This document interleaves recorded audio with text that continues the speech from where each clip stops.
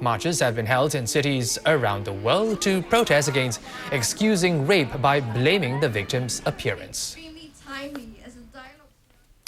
Toa Payoh Town Park saw a furry crowd this afternoon. Hundreds of pet lovers and their dogs gathered for a carnival with a social message. If you think that's a teddy bear, look again.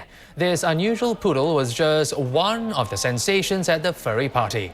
It wasn't just a celebration of all things cute. Carnival organizers say it is also a platform for animal lovers to raise awareness about pet abandonment and abuse. That's all from me for Singapore Tonight. That's IT Uploaded is coming up after the break. The thinnest smartphone, the biggest smartphone, and one that makes heads turn. Timothy Go with the lowdown coming up next. Stay tuned.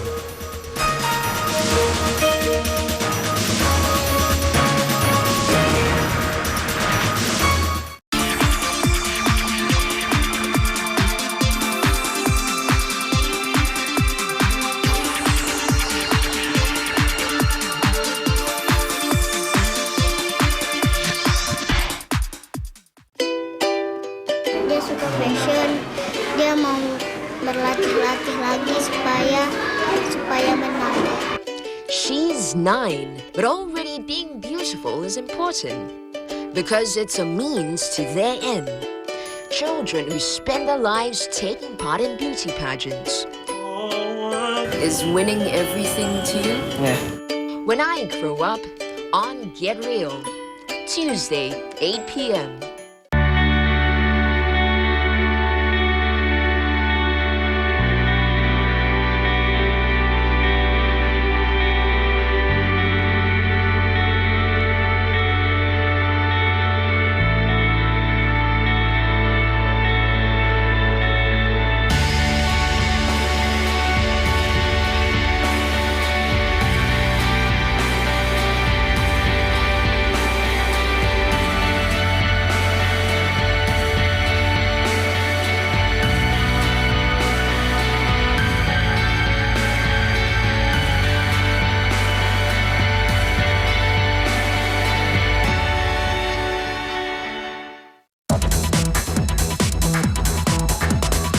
This blog has created an uproar by providing employers with a medium to complain about their maid.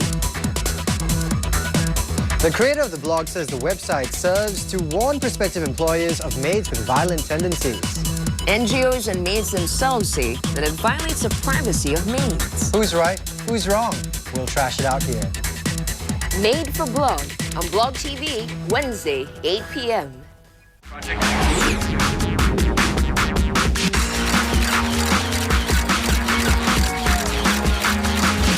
That's IT Uploaded. Believe it or not, the Windows operating system is now 10 years old. Yep, it's already been a decade, so this week, we'll turn the pages back and look at what made Windows what it is today. 95% of old desktops and laptops are powered by Windows OS of some form or another. Microsoft is looking to increase that market share or hold on to it tightly.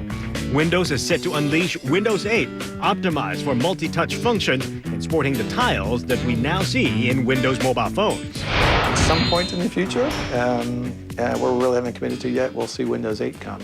And that'll be an interesting point in time. That'll enable new scenarios. So I think we'll see some evolution on the PC side.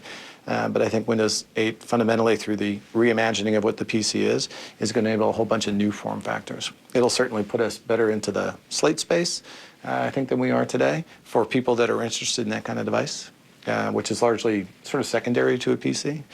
We still don't see too many people replacing their PC with a slate. It tends to be a complementary device. But I think, and by the time we're done with Windows 8, we're going to see form factors that people hadn't even considered yet. Touch becomes more ubiquitous. With our ability to run on ARM, it just opens up a whole lot of opportunities for our partners.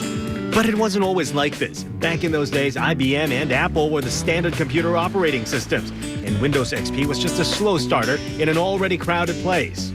Today, more than 330 million computers run business versions of the OS, including Windows NT, Windows 2000 Professional, and Windows XP Pro. Over 242 million PCs run the consumer versions like Windows Me, Windows XP Home. Windows Vista, and of course, Windows 7. Even our living room entertainment centers are now running on Windows. Windows Media Center links your PC to stereos and televisions, playing songs, recording programs, and even watching movies. I met Microsoft CEO Steve Ballmer when Windows launched the now-failed Vista in 2007. Back then, we were talking about Microsoft's dream of seamless connectivity, envisioned by its founder, Bill Gates. Well, with nearly all the world's client PCs running on the same OS, we can typically move from one machine to another without having to learn a new interface. We can even move files from system to system. And the array of applications to choose from is now wider than with other platforms. Most developers, of course, tend to build for Windows. You can say it's a chicken and egg situation because Windows is the dominant operating system, so more people develop applications for it. And one reason Windows stay popular is that so many applications are running on Windows. Windows and its dominance are part blessing, part curse, part perception. You know, I think that's a misperception. I mean, certainly we do hear about things, and it's big news when something tries to hit a Windows PC because so many people are running those machines. But the fact of the matter, through the work we've done through Windows 7 and the work we've done in IE9, which is the most secure browser out there on the market today, the number of successful attacks on Windows PCs has gone down dramatically.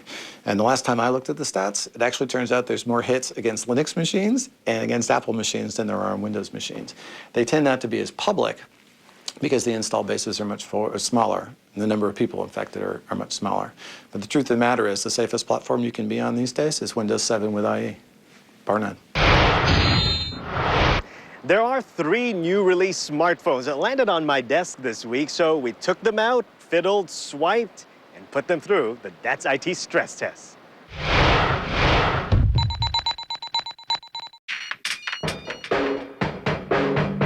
The battle for the supremacy of smartness continues. This fiercely battled competition has seen many smarties vying for just a spot on your Christmas shopping list. First, take a look at the head-turner Nokia Lumia 800. Its sleek, matte, and almost seamless design stands out from the usual, irritatingly common iPhone touchscreen look.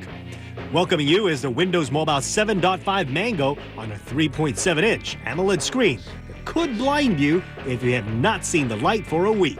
Seeing Windows Mobile operating system on a Nokia phone oddly gives you a sense of relief, as you are almost guaranteed free from the unacceptable lag from using touchscreen with a Symbian OS. What we experienced next was totally out of this world. The touch sensitivity on the Lumia 800 is surprisingly on par with an iPhone. Never did we think that anyone, including Android, can replicate such sensitivity.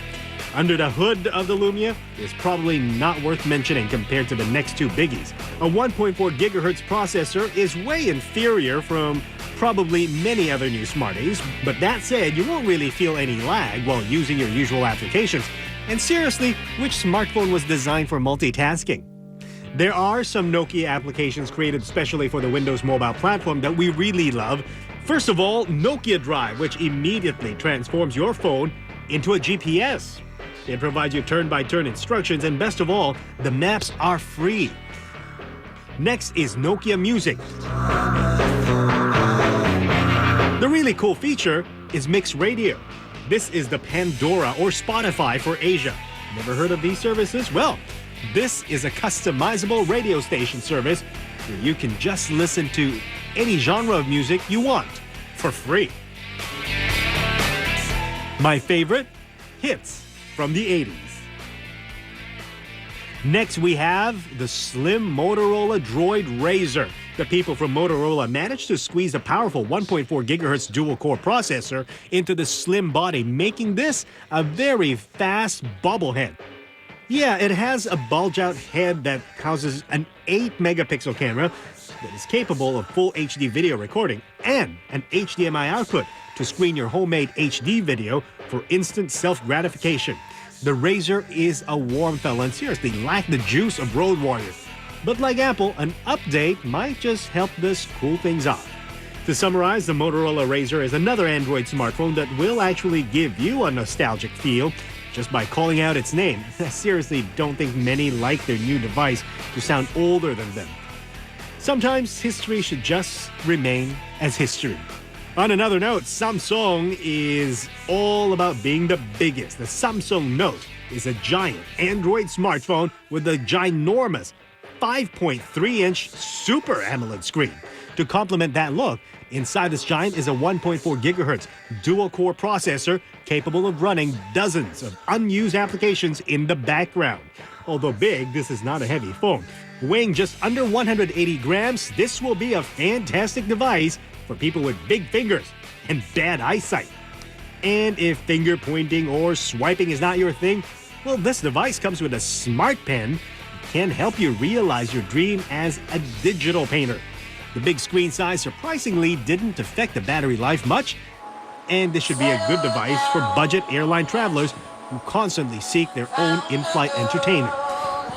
Time for tablet owners to replace their tablets with this portable phone. Or is it a tablet? Or both? You decide.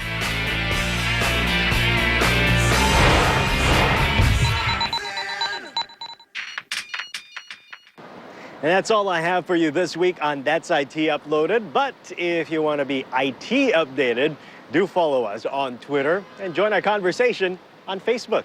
I'm Timothy Go. That's it.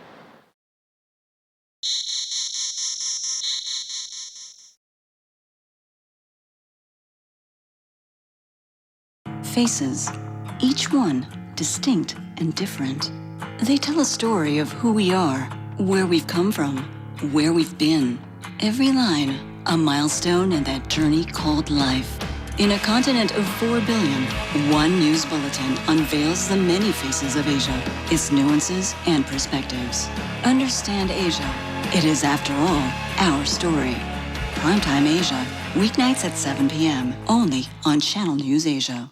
A crowd gathered for Bone Up on Joint Health, a seminar on the advances in musculoskeletal health and wellness by Mount Elizabeth Hospital and Channel News Asia.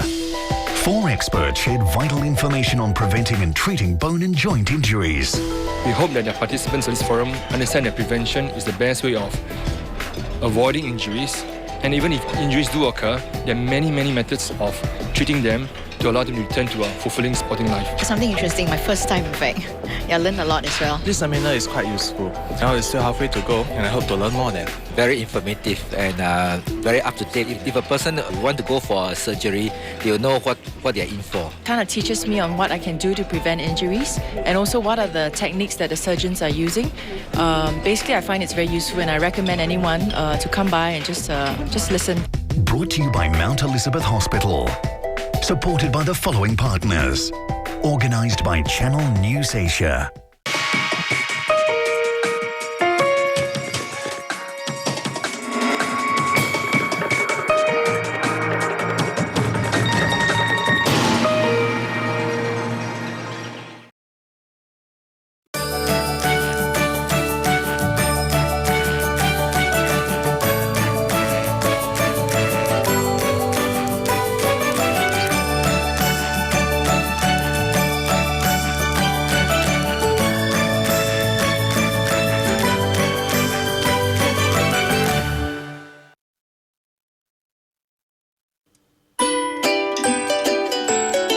To some, they're trainiacs. To others, anoraks. To most, they're just geeks. But to these 4 young men, they prefer